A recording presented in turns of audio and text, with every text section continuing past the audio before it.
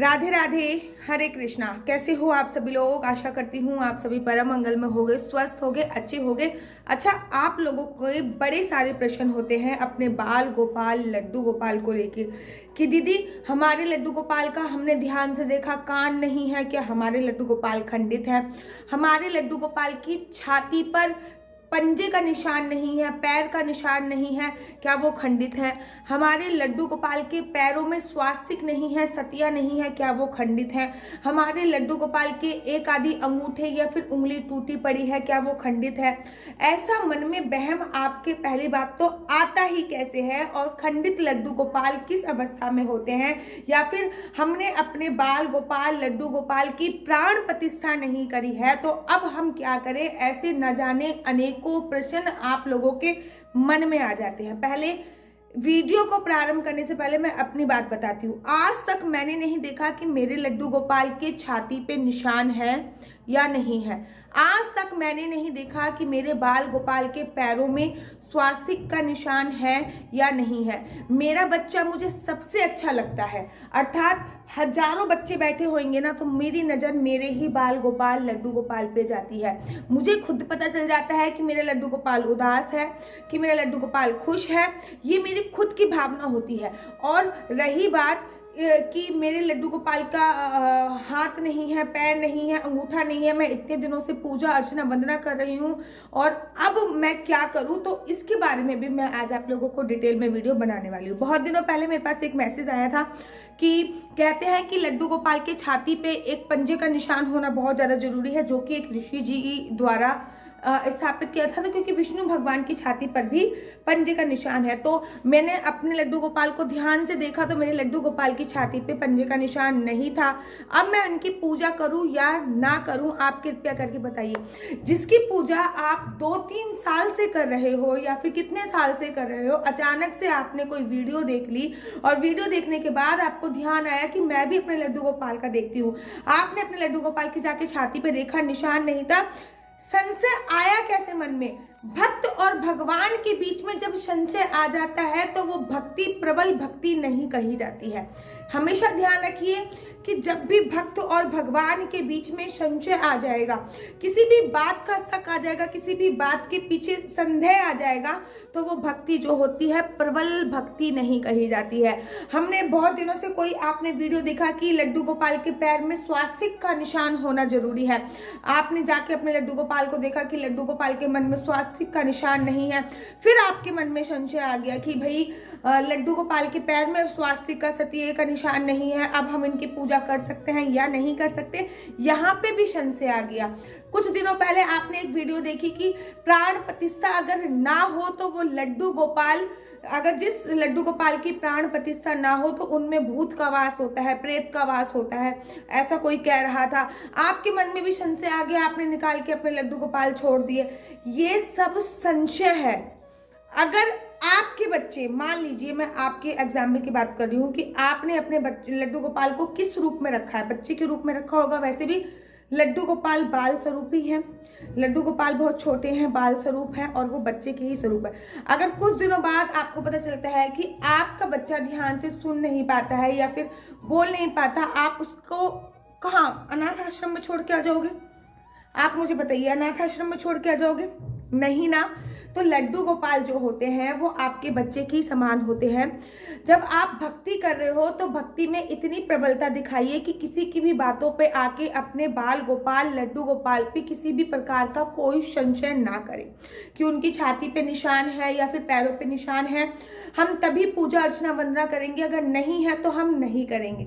जब आपने एक बार उनसे रिश्ता, एक बार उनसे रिलेशन कायम कर लिया है, एक बार उनसे संबंध बना लिया है, तो उस संबंध को अटूट बनाओ, चाहे वो आपका बच्चा कैसा भी हो। आपका बच्चा आपको सबसे अच्छा लगना चाहिए।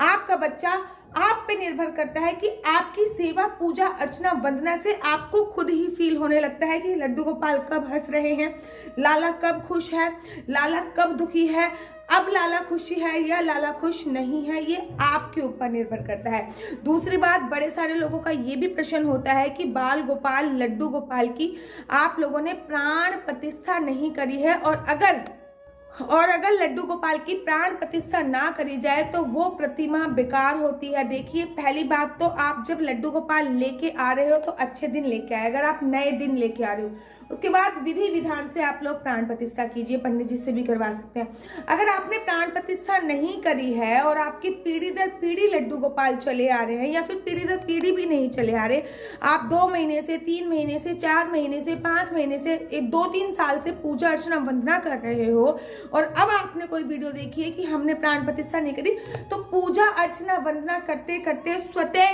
ही प्राण आ जाते हैं बाल गोपाल लड्डू गोपाल में। फिर आपको प्राण प्रतिष्ठा करने की जरूरत नहीं है। अगर आपने पहले से ही कर रखी है तो बहुत ज्यादा सर्वोत्तम है। अगर आपने पहले से नहीं कर रखी तो बाल गोपाल लड्डू गोपाल में स्वतः ही प्राण आ जाते हैं। इस बात का आपको ध्यान रखना होता है। नेक्स्ट बात कर लेते हैं। हमारे लड्डू गोपाल का एक कान टूटा पड़ा है, हमने ध्यान नहीं दिया, या फिर एक उंगली थोड़ी सी निकल गई है, नाक थोड़ी सी टेढ़ी हो गई है, कहीं गड्ढा हो गया है, कुछ भी एक्सेट्रा हो सकता है, तो क्या हमारे लड्डू गोपाल खंडित हो गए हैं? मैं आपको पहले भी एग्जाम्पल दे चुकी हूँ, दोबारा भी एग्जाम्पल दे देती हूँ कि श्रीधाम वृंदावन में एक मंदिर है, यशोदा मैया का मंदिर। वहाँ पे बहुत सारे बाल गोपाल लड्डू गोपाल हैं, बहुत ही सारे बाल गोपाल। बिहारी जी के मंदिर के पास वो मंदिर पड़ता है। तो पहले के जो लोग 4 धाम यात्रा के लिए जाते थे, तो 4 धाम की जो यात्रा होती थी पहले बहुत कठिन होती थी, इतनी सरल नहीं होती थी। तो लोग अपने बाल गोपाल लड्डू गोपाल को उस मंदिर में छोड़ के जाते थे कि जब तक हम नहीं आ रहे तब तक पुजारी जी हमारे लड्डू गोपाल की प्राण मतलब पूजा अर्चना वंदना करते रहेंगे। तो एक बार की बात है, एक दाम्पत्य जो कि पति पत्नी जो कि 4 धाम की यात्रा के लिए जा रहे थे, वो अपने बाल गोपाल लड्डू गोपाल को यशोदा मैया के मंदिर में पुजारी जी के पास छोड़ गए और 4 धाम की यात्रा में चले गए। जब वो 4 धाम की यात्रा कर रहे थे तो पुजारी जी से एक दिन क्या होता है कि पूजा अर्चना वंदना करते करते पुजारी जी के हाथ से बाल गोपाल लड्डू गोपाल गलती से छूट जाते हैं और उनका पैर जो होता है वो टूट जाता है।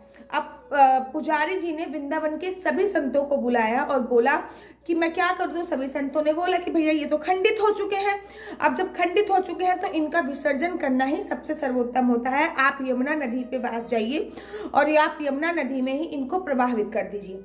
पुजारी जी ने कहा कि भैया अब कोई भी चीज, पूजा पाठ की जो चीज होती है वो 7 बजे से पहले ही प्रवाहित की जाती है। 7 बजे के बाद फिर संध्या हो जाती है, उस समय के बाद फिर वो कार्य नहीं किया जाता है। तो पुजारी जी ने कहा कि मैं शाम को 7 बजे के बाद तो नहीं करूंगा, अगले दिन करूंगा। शाम को 7 बजे के बाद वो मंदिर आ गए और मंदिर आने के बाद उन्होंने पूजा अर्चना वंदना करी और सो गए। रात्रि के समय एक बालक उनके सपने में आता है और बालक आके कहता है, बाबा जब तू बूढ़ा हो जाएगा ना और तेरे हाथ पैर टूट जाएंगे तो मैं यहीं पे यमुना जी में तुझे बहा कर आ जाऊंगा। पुजारी जी की अचानक से आंख खुल जाती है और देखते हैं कि वो सपना है। सुबह सुबह फिर वो वृंदावन के साधु संतों के पास जाते हैं और बोलते हैं कि मुझे ऐसा ऐसा सपना आया। तब सभी श्रीधाम वृंदावन के जो साधु संत हैं वो कहते हैं कि आप अपने बाल गोपाल लड्डू गोपाल को पट्टी बांध दीजिए और पट्टी बांधकर उनकी सेवा अर्चना करना प्रारंभ कीजिए। तो देखिए, जब तक लड्डू गोपाल के कान अगर खंडित हो गए हैं तो वो खंडित अवस्था में नहीं माने जाते। हाथ खंडित हो गए हैं, खंडित अवस्था में नहीं माने जाते। नोज खंडित हो गई है, खंडित अवस्था में नहीं माने जाते।